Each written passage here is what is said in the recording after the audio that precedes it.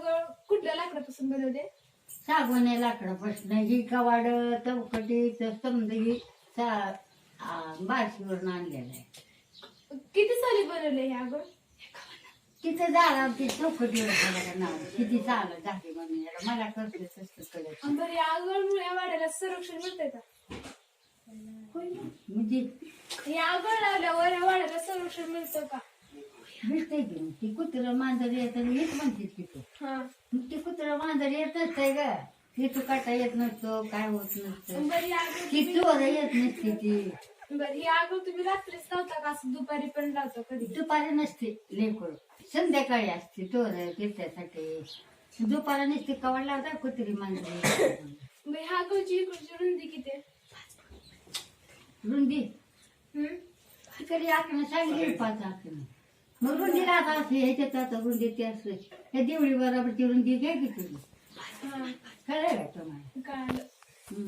ती ह्याची का रुंदी घ्या कळतं त्याच्यात मांडा तुम्ही. मग आता रुंदी बघा तुम्हाला आणि रात्री तुम्ही आगळ कधी लावता? झोपताना लावता म्हणजे 10 वाजता त्यांचं जेवण खाणं झालं झोपाच्या टायमाला कवा 10 वाजता त्या कवा 11 ते असते काय तुझ्या सांगून पण झोपताना लावता बघा नेहमानं 10-11 वाजते. असं काय कधी उघडता? सकाळी कोण लवकर 7-6 उठते कोण रामटाळ पुणे कसा उठते त्याचं काय नेहमानं उठते ती टायम मला कळत नाही.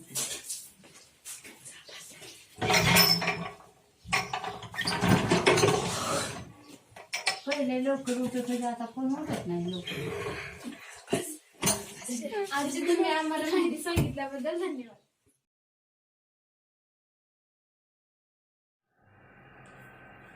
नमस्कार मित्रांनो, आज आपल्या भेटीस येताना आम्हाला खरं खूप आनंद होत आहे. कारण आज आपण या पाठ्यपुस्तकाच्या माध्यमातून पाठ क्रमांक 3 आजी कुटुंबाचं आगळ हा डॉक्टर महेंद्र सुदाम कदम यांचा पाठ आपण आज अभ्यासणार आहोत. या पाठामध्ये जी महत्त्वाचे मुद्दे लेखकाने सांगितलेले आहेत त्याचा अभ्यास करणं गरजेचं आहे. कारण या महत्त्वाच्या मुद्द्यातून आपल्याला या पाठाच्या कृती सोडवणंही खूप सोपं जाणार आहे आणि मुळात पाठाचा आशय समजणं आणि त्यातील मूल्य समजून घेणं खूप गरजेचं आहे. डॉक्टर महेंद्र सुदाम कदम यांनी आजी कुटुंबाचा आगळ हा पाठ लिहिताना आगळ हे शीर्षकामध्ये हा शब्दप्रयोग केलेला आहे. आगळ आगळ म्हणजे काय तर संरक्षक कवच. यामध्ये वाड्याला जी संरक्षक कवच म्हणून जो लाकडी सागवानी एक ओंडका असतो तो दाराला लावल्यानंतर घर संपूर्ण त्याच्या आत सुरक्षित राहतं. ती सुरक्षतेची संकल्पना वापरून त्यांनी आजीला कुटुंबाचा आगळ म्हटलेला आहे.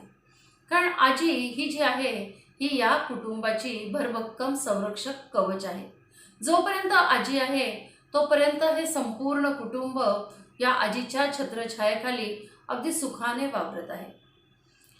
या पाठाच्या अनुषंगाने आपल्याला लेखकाचा परिचय बघणंही गरजेचं आहे. लेखक डॉक्टर महेंद्र सुदाम कदम हे जे आहेत यांचा जन्म जो आहे तो वडशिंगे तालुका माढा जिल्हा सोलापूर या ठिकाणी आहे. आता सध्या ते विठ्ठलराव शिंदे महाविद्यालय टेंभुर्णी तालुका करमाळा जिल्हा सोलापूर येथे 10 वर्षापासून प्राचार्य या पदावर कार्यरत आहे. यांचं बालपण वडशिंगे या ग्रामीण भागात गेलंय. त्यामुळे लेखन करताना ग्रामीण भागातील बारीक सारीक गोष्टी टिपण्याचा प्रयत्न त्यांनी या कादंबरीमध्ये आणि त्याच्याच आधारे या पाठामध्ये केलेला आपण पाहतो. लेखकाचं जे आहे महाविद्यालयीन शिक्षण हे कुर्डवाडी येथे झालेलं आहे. गावापासून कुर्डवाडी हे गाव त्यांचं 15 किलोमीटर लांब होतं. त्यामुळे कॉलेजचं शिक्षण त्यांनी सायकलवर येऊन जाऊन पूर्ण केलेलं आहे. शालेय जीवनात त्यांनी टेलरिंगचा व्यवसाय केलेला आहे. BA ला व MA ला या 5ही वर्षामध्ये ते प्रथम क्रमांकाने उत्तीर्ण झालेले आहेत आणि कोल्हापूर विद्यापीठामध्ये ते त्या ठिकाणी अभ्यास करत होते. आगळ ही जी पाहायला गेलं तर ही त्यांची 244 पानांची कादंबरी. या कादंबरीमध्ये मकरंद सराटे हा या कादंबरीच्या केंद्रस्थानी आहे. लेखकाला जे बालपणी सगळे जे अनुभव आलेले आहेत ते या पात्राच्या माध्यमातून लेखकाने या कादंबरीत आणि आपल्या पाठामध्ये त्यांनी रेखाटलेले आहेत. कारण 1960च्या दरम्यान जे काही जागतिकीकरण झालेलं आहे, या जागतिकीकरणाचा परिणाम जसा शहरामध्ये झाला तसा तो खेड्यामध्ये सुद्धा होऊ लागलेला होता आणि साधारणतः खेडे सुद्धा पर्यायाने बदलत चाललेले होते. मग या सगळ्याचा परिणाम हा जो आहे मकरंद याच्या जीवनमानावर झालेला आहे. कारण हा सगळा जो भाग आहे हा मध्यमवर्गीय कुटुंबाभोवती रेखाटलेला आहे. कारण समाजाचं जे एक स्थान आहे हे सगळं मध्यमवर्गीय कुटुंबांभोवती केंद्रस्थानी झालेलं असतं आणि त्यामुळे मकरंद सराटे याच्या अनुषंगाने समाजामध्ये कसे बदल होत गेलेले आहे त्याचा परिणाम आपली संस्कृती, आपली कुटुंब व्यवस्था, आपले समाज याच्यावर कसा होत गेलेला आहे हे लेखकाने इथं प्रकाश टाकलेला आहे की ग्रामीण संस्कृतीमध्ये हा मकरंद वाढलेला आहे. एकत्र कुटुंब पद्धतीमध्ये तो वाढलेला आहे. त्याने त्याची आई ही जी आहे ही लवकर गेलेली आहे. त्याची पणजी, त्याची काका काकू मावशी यांच्या सहवासामध्ये यांचं जीवन गेलेलं आहे. त्यामुळे साहजिकच या सगळ्या व्यक्तिरेखांचा परिणाम त्या कादंबरीमध्ये झाला आहे आणि आजीच्या माध्यमातून त्यांनी ही व्यक्तिरेखा या पाठामध्ये रेखाटलेली आहे. या पाठाच्या अनुषंगाने आपण काय पाहणार आहोत तर एकत्र कुटुंब पद्धतीचं महत्त्व, आजीला असलेलं आदराचं स्थान, आजीने लोकशाही पद्धतीने तिने एकत्रितरित्या सगळ्यांना स्वातंत्र्य देऊनही सगळ्यांना एकत्र कसं बांधून ठेवलेलं आहे हे आपण या पाठाच्या अनुषंगाने बघणार आहोत. नंतर आजीने या लहान मुलांना वाढवताना कसे संस्कार केलेले आहेत हेही आपण बघणार आहोत. त्यानंतर वाड्याला असलेलं कवच जे आगळ म्हणून आहे त्या आगळची पण माहिती आपण पाहणार आहोत. तसंच बैठे खेळ, मैदानी खेळ हे सुद्धा आपण बघणार आहोत. त्याचबरोबर ज्या गावातील स्त्रिया तिथं येऊन सगळी चर्चा करायच्या आणि ती चर्चा कशी बाहेर जायची, आजीला कसं वृत्तपत्राचं संपादक म्हटलेलं आहे हेही आपण अभ्यासणार आहोत.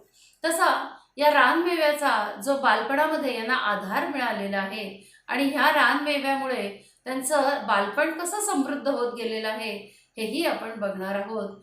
पण परत या सगळ्याच्या केंद्रस्थानी जी आहे ती आजी आणि आजीच्या छत्रछायेखाली यांची मनं कशी आकारत गेली, यांचं बालपण कसं साकारात गेलं हे आपण पाठाच्या अनुषंगाने बघणार आहोत.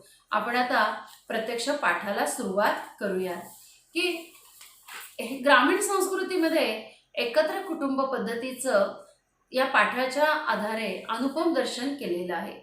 त्यातील सुरक्षितता, त्यांचे परस्परावलंबन आणि सगळ्यांचा आधार असणारी आजी.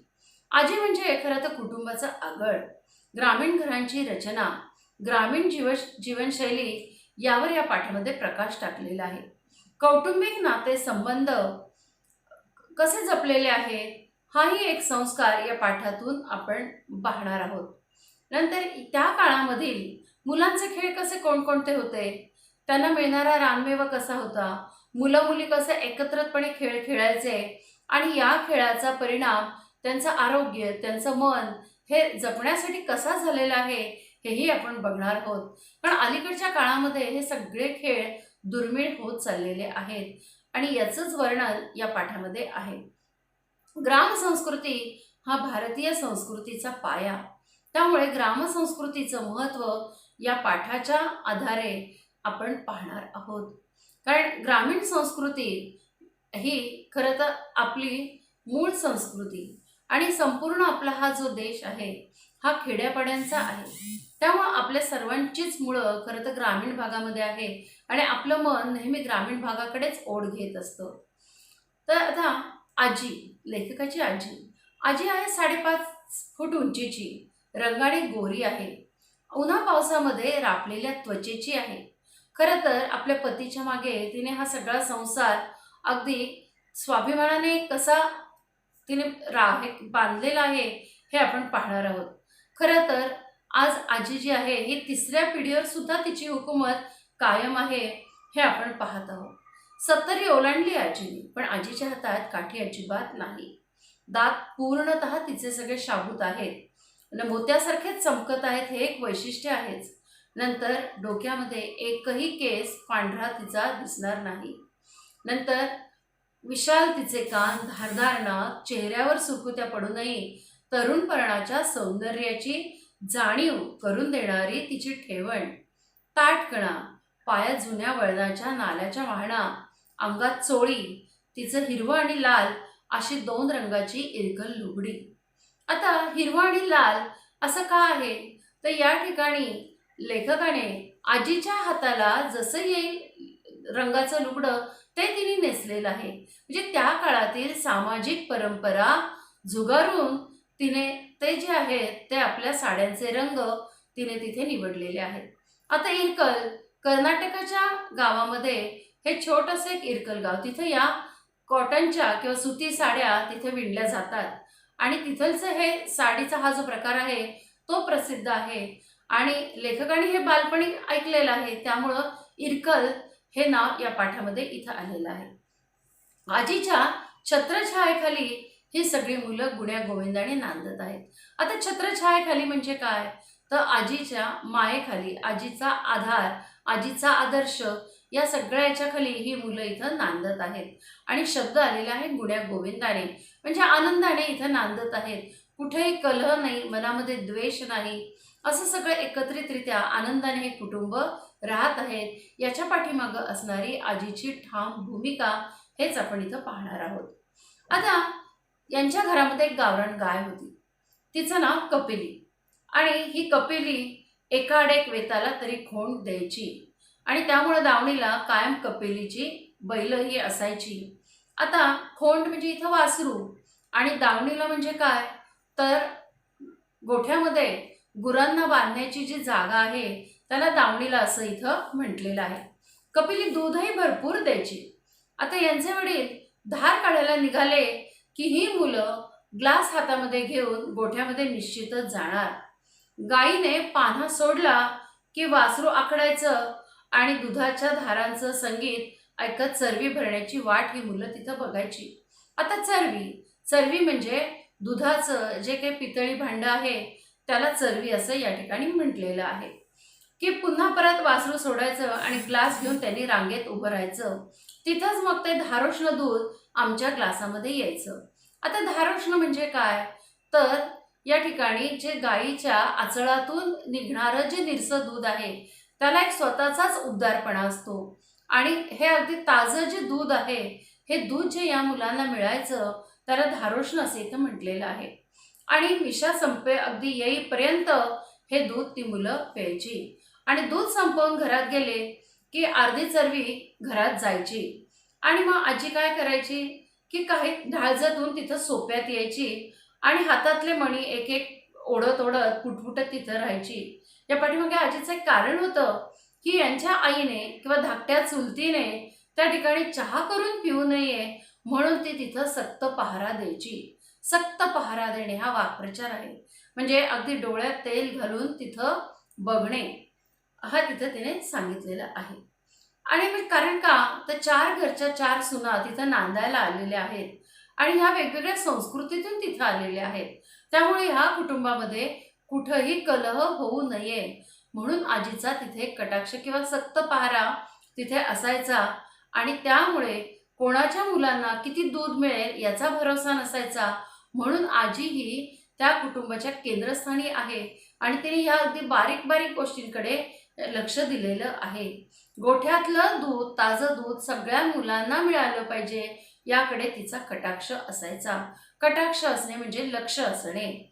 आजी तिथं बसण्याचं आणखीन एक कारण होतं की यांची आई थोरली होती आणि स्वतः बसून आपल्या जावांना तिने काम लावलं तर याच्यासाठी आजी तिथे बसायची. कारण आजीने सगळ्या सुनांना कामाची वाटणी करून दिलेली होती की कोणी धुणं धुवायचं, कोणी भाकरी करायच्या, कोणी कालवणं करायची, कोणी भांडी घासायची, हे सगळं काम तिने केलेलं असायचं, ठरवलेलं होतं. आणि प्रत्येकाचं आठवड्याप्रमाणे रोटेशन प्रमाणे काम बदलायचं. रोटेशन हा शब्द इथं आलेला आहे. रोटेशन म्हणजे बदल करणे. कारण का, प्रत्येकीला काम हे आलंच पाहिजे याकडे आजीचं लक्ष असायचं.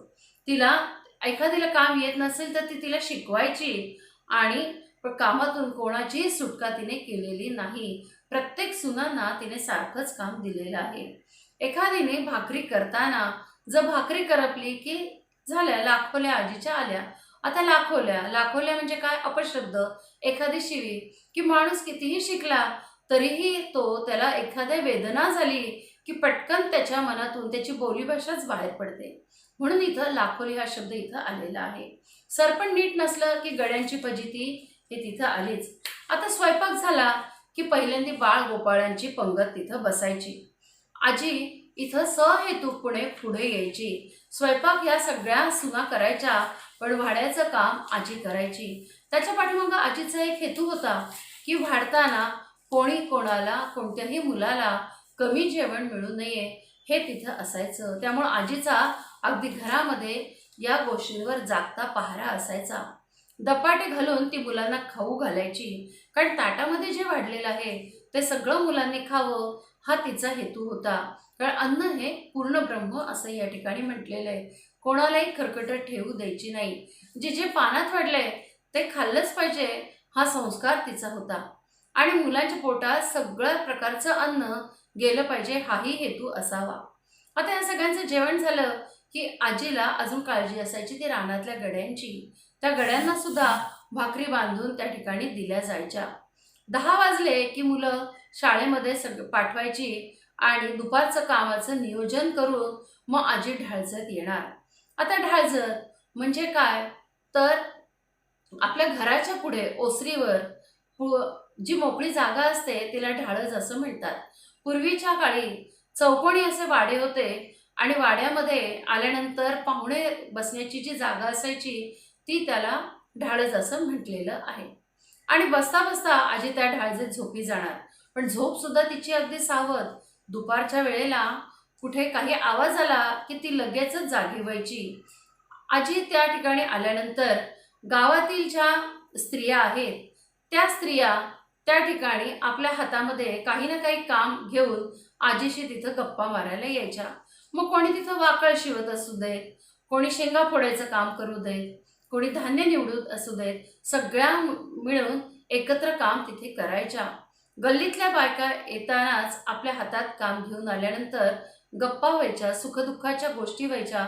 आपल्या मनावर काय सासूरवास चाललेला आहे तो मोकळेपणे तिथं सांगितलं जायचं आणि या सगळ्यांची चर्चा अगदी मुक्तपणे तिथे व्हायची. कारण त्या काळामध्ये इतर कुठलीही साधनं नव्हती आणि मग मनातलं दुःख व्यक्त करण्यासाठी किंवा मोकळं होण्यासाठी हा दुपारचाच आधार या स्त्रियांच्या जीवनात असायचा.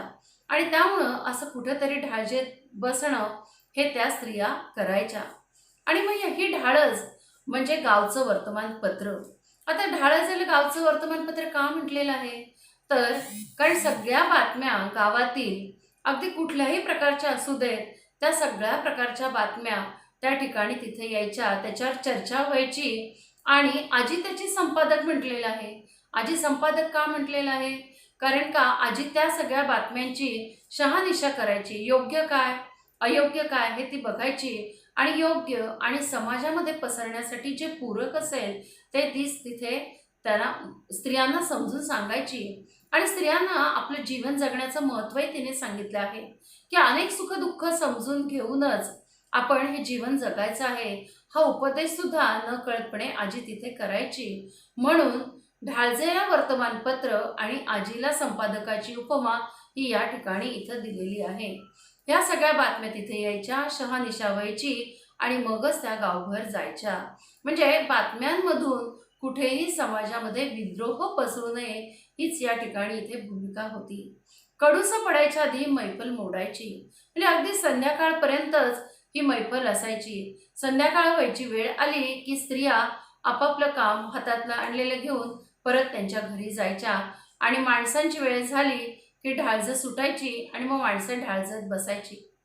रात्री 8च्या दरम्यान ढाळजचा दरवाजा लागला की एकदा आतनं आगळ टाकली की वाडा शांत. आता हे आगळ म्हणजे काय याचं स्पष्टीकरण केलेलं आहे. आगळ ही दरवाजाला लावणं आणि काढणं म्हणजे दिव्य असायचं. दिव्य म्हणजे कठीण काम. आता कठीण का बरं?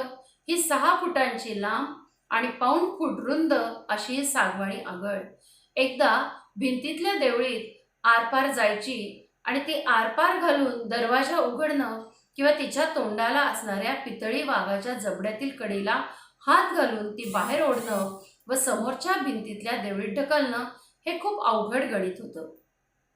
ही आगळ म्हणजे दरवाजाचं पर्यायाने वाड्याचं भरभक्कम संरक्षक कवच होतं.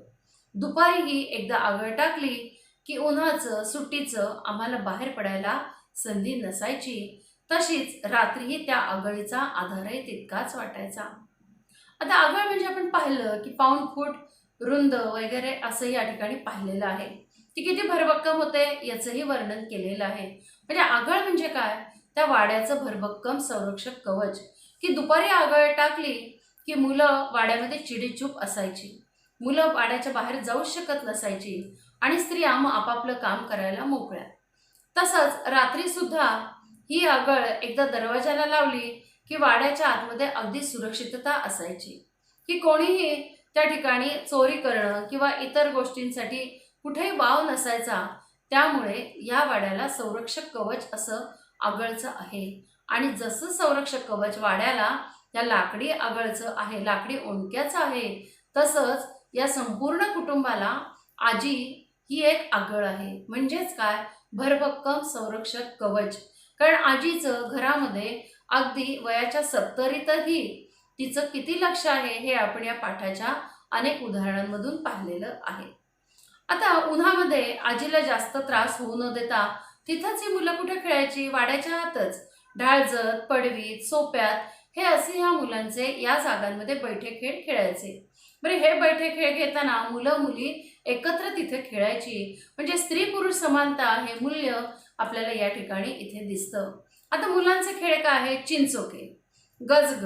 आता गजग म्हणजे काय, तर नदीच्या काठाला जे काही काटेरी झुडपं असायचे त्याला ज्या काही बिया यायच्या ती मुलं ते तोडून आणायची आणि त्याचे सागरगोटे हा खेळ त्या ठिकाणी खेळल्या जायचा. त्याला त्या ठिकाणी गजग असं म्हणतात. खापराच्या भिंगऱ्या. आता खापराचा हा तुकडा असायचा, तो आपल्या पायावर किंवा हातावर तो घ्यायचा, डोक्यावर घ्यायचा आणि तो घेऊन त्या ठिकाणी 8 चौकोन केले जायचे आणि 8 चौकोनांमध्ये हा खेळ खेळला जायचा. जिबल्या, चुळचुळ मुंगळा, भोवरा, गोट्या असले खेळ त्या ठिकाणी असायचे. आणि कधीतरी घरातल्या सरपणातील लाकडं काढली जायची आणि त्या लाकडांचा उपयोग ही मुलं काय करायची, तर विटी दांडू, भोवरा हे असले वेगवेगळे खेळ खेळायचे. आणि भिंगऱ्या बनवताना त्याला गोल आकार देण्यासाठी ही मुलं दगडावर घासत बसायची.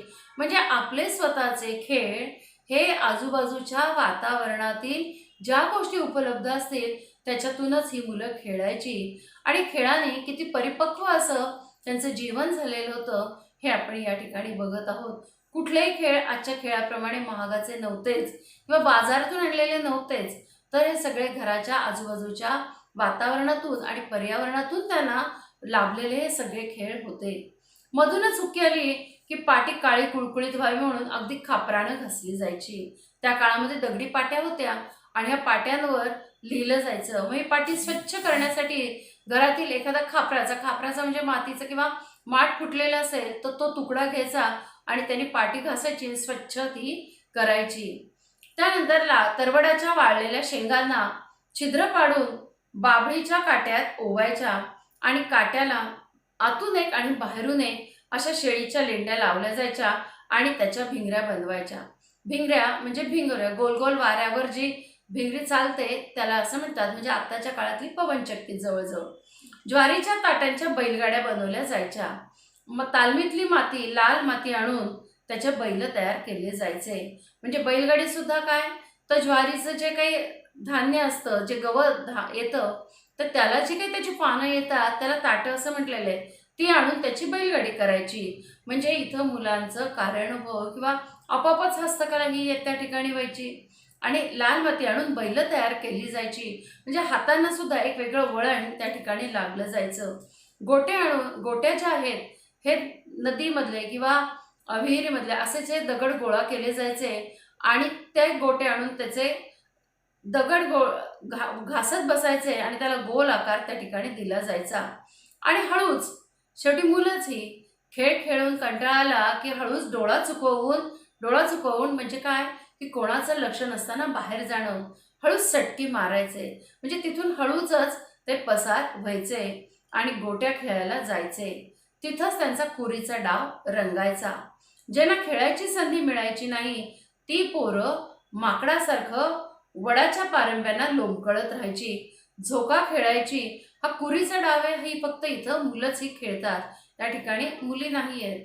तर ह्या कुरीचा डाव तिथं खेळायची. मग ज्यांना जमायचं नाही ते काय करायचे, तर वडाची झाडं आजूबाजूला भरपूर होती, म्हणजे पर्यावरण किती सुंदर होतं, निसर्ग किती सुंदर होता हे आपल्याला या पाठातून इथे दिसणार आहे. की वडाच्या पारंब्यांना ही मुलं लोंबकळत राहायची आणि त्याचा झोका खेळायची. उतरताना पारंब्याच्या शेंड्यांना फुटलेली पिवळी पालवी शेवशेव म्हणून खायची. की ह्या जी कोवळी पानं येतात ती कोवळी पानं तिथं ती खाल्ली जायची आणि त्याचा मनमुराद आनंद ती घ्यायची.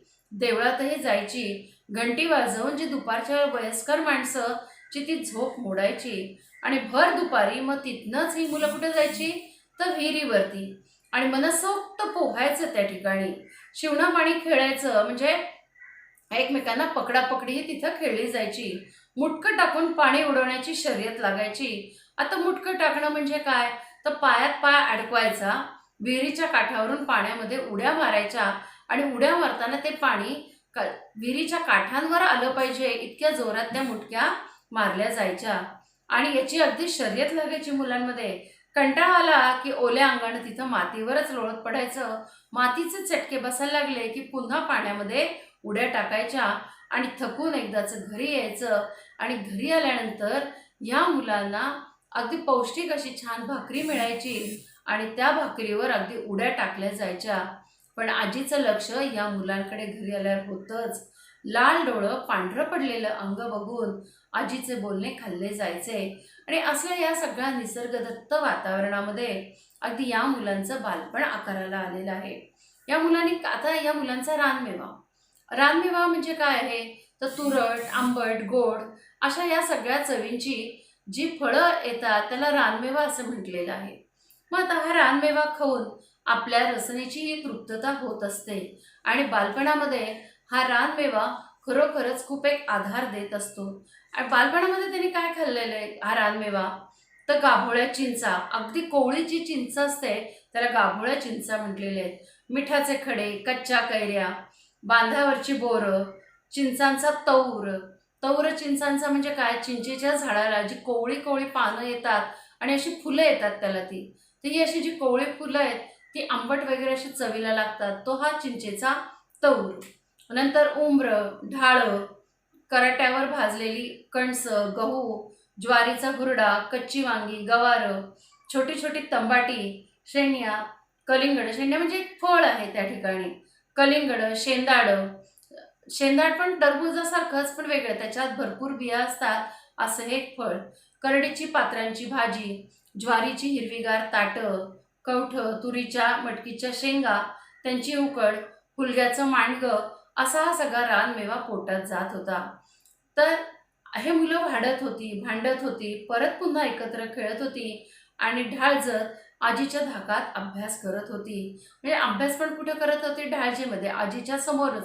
म्हणजे आजीचं मुलांच्या जसं दूध पिण्यावरती, त्यांच्या खाण्यापिण्यावर, त्यांच्या खेळण्यावर हे जसं आजीचं लक्ष होतं तसं मुलांच्या अभ्यासाकडे सुद्धा होतं. मुलं ही आजीच्या धाकामध्ये तिथं वाढत होती आणि अभ्यासही करत होती. आजीच्या मायेच्या सावलीखाली आम्ही मोठे होत होतो. विद्यार्थी मित्रांनो, या पाठाच्या अनुषंगाने आपण आजीचं महत्त्व या ठिकाणी जाणलेलं आहे आणि आजी कशी केंद्रस्थानी आहे हे आपण पाहिलेलं आहे. म्हणजे आजी ही एकत्र कुटुंबाचा घटक आहे. म्हणजे आजीच्या या एकत्र कुटुंब पद्धतीमध्ये कसे नातेसंबंध जपलेत हे आपण पाहिलेलं आहे. तर आपण यामध्ये थोरा मोठ्यांना आदर द्या, आजीशी प्रेमाने वागा, आजीशी आदराने वागा आणि आपले नातेसंबंध जपण्याचा प्रयत्न करा. कारण भलेही आज या जागतिकीकरणामध्ये शहरीकरण झपाट्याने होत चाललेलं आहे, विभक्त कुटुंब पद्धती अस्तित्वात आलेली आहे, पण तरीसुद्धा या विभक्त कुटुंब पद्धतीमध्ये आपण जरी जागेअभावी वेगवेगळे जरी राहत असलो तरीसुद्धा सगळ्या नात्यांना आपण एकत्र बांधणं हे फार महत्त्वाचं आहे. कारण शेवटी नाती आणि माणसंच ही जीवनामध्ये महत्त्वाची आहेत. हे आपण पाहिलेलं आहे. तसंच खेळालाही महत्त्वाचं स्थान द्या, कारण आजूबाजूच्या वातावरणामध्ये जे काही खेळ आहेत ते खेळ खेळा आणि आपलं शरीर आणि मन दोनही निरोगी ठेवा, हेच या पाठातून सांगितलेलं आहे. त्यानंतर कुटुंबामध्ये जे एक मोठे कर्ता जो काही कोणी असेल त्याच्या छत्रछायेखाली, त्याच्या संरक्षक कवचाखाली आपण आयुष्य व्यतीत करावं, हेच इथे आपण पाहिलेलं आहे. तर या पाठामध्ये ज्या काही कृती येतील, स्वमताचे प्रश्न येतील की एकत्र कुटुंब पद्धतीचं महत्त्व, हे आपण या पाठाच्या आधारे स्पष्ट करायचं आहे.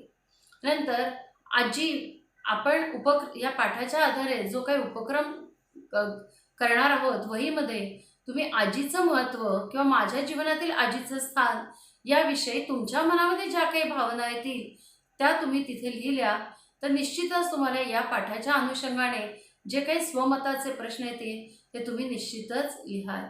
आता या पाठाच्या अनुषंगाने तुम्हाला काही जे खेळ आलेले आहेत त्या खेळांचं थोडक्यात मी तुम्हाला अर्थ सांगते की जे आहे जिबल्या या ठिकाणी आलेलं आहे. तर पालथ्या हातावर खापराचा तुकडा ठेवलेला आहे, डोक्यावर खापराचा तुकडा आहे, पायावर एक एक तुकडा ठेवून 8 चौकोन आखून त्यामध्ये उड्या मारून हा खेळ खेळला जातो.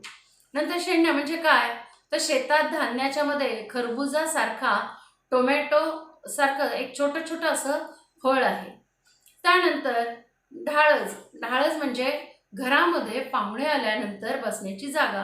म्हणजे आजकाल आपण हॉल जे घरामध्ये म्हणतो, छोट्या छोट्या घरामध्ये जो पुढचा हॉल आहे तोच पूर्वीच्या काळी चौकोनी वाड्यांमध्ये पाहुणे आल्यानंतर बसण्याची जी जागा आहे त्याला ढाळज असं म्हटलेलं आहे.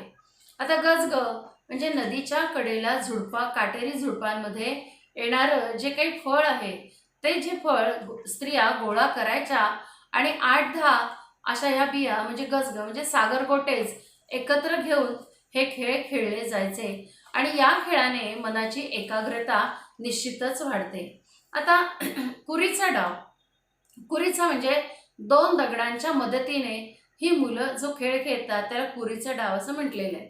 आता भिंगऱ्या म्हणजे तरवडाच्या झाडांना, बाभळीच्या काट्यांना जे काही शेंड्या लावले जातात त्या लावून जे भिंगऱ्या तयार केल्या जातात त्याला भिंगऱ्या असं म्हटलेलं आहे. नंतर इरकल हा पण प्रकार पाहिला आहे की इरकल हा एक साडीचा किंवा जे गाव होतं त्या गावामध्ये इरकल साडी जी विणली जायची त्याला इरकल हे म्हटलेलं आहे. नंतर शिवणा पाणी की 7-8 मुलं मैदानात खेळ खेळतात, एक मुलगा जो आहे हा दुसऱ्याला स्पर्श करतो आणि एकमेकांच्या मागे धावणं, जसं आपण आता खो खो कबड्डीमध्ये एकमेकांच्या मागे धावतो तसाच तो खेळ त्या काळामध्ये खेळला जायचा. नंतर चुळचुळ मुंगळा हा एक खेळ आहे. आता चुळचुळ मुंगळा म्हणजे काय, आपण ताईचं पत्र हरवलं जसा हा आपण इथे आता खेळ खेळतो तसाच पूर्वी हा खेळ खेळला जायचा की डोळ्याला रुमाल बांधून त्या ठिकाणी मुलं एकमेकांच्या मागे धावायची, मुलं गोल करून बसलेली असायची आणि एखाद्या मुलाच्या मागे चेंडू टाकला जायचा, त्याच्या पायाचा जसा आवाज येईल तसा तो डोळ्याला पट्टी बांधलेला मुलगा ते ओळखायचा आणि त्याला धावत जाऊन पकडायचा, असा चुळचुळ मुंगळा खेळ होता. शेंदाड हे जे आहे हे टरबुजासारखं पण पपईसारखं एक मोठं फळ आहे, त्याच्यात बिया असतात, हे तुरट चवीला लागतं आणि जिरायती जमिनीमध्ये ज्वारी व तुरीच्या शेतामध्ये हे फळ येतं. आता मुटके म्हणजे विहिरीमध्ये वेगवेगळ्या पाण्यात उड्या टाकणं आणि पाय एकमेकात अडकवून तिथं विहिरीत उड्या टाकल्या जायच्या आणि विहिरीच्या काठांवर पाणी कसं इतकं उंच उडेल तर त्याप्रमाणे एवढ्या जोरात उडी घेतली जायची, त्याची शर्यत या मुलांमध्ये असायची. हुलग माडग असं या ठिकाणी शब्द आलेला आहे. तर हुलग्याचं आजकाल आपण कढण करतो किंवा हुलगे म्हणजे कुळीत असं शहरामध्ये म्हटलं जातं. तर खिरीसारखा हा द्रव पदार्थ असतो की तो सर्दी ताप वगैरे आल्यानंतर ग्रामीण भागामध्ये हे हुलग्याचं कालवण त्या ठिकाणी दिलं जातं. तौर म्हणजे चिंचेच्या झाडाला असलेला कोवळा पाला, फुलं ही जी आहेत ही त्या ठिकाणी तोडून खाल्ली जातात आणि त्याची आंबट चव त्या ठिकाणी लागते. तर अशा प्रकारचे हे सोलापूरच्या वातावरणामध्ये लेखक वाढलेले आहेत, त्यामुळे या शब्दांचा परिचय त्या ठिकाणी आलेला आहे. तर धन्यवाद. श्री समर्थ माध्यमिक विद्यालय करंडी तालुका जिल्हा सातारा या विद्यालयातील विद्यार्थिनी हा पुढील खेळ आपल्याला खेळून दाखवत आहे.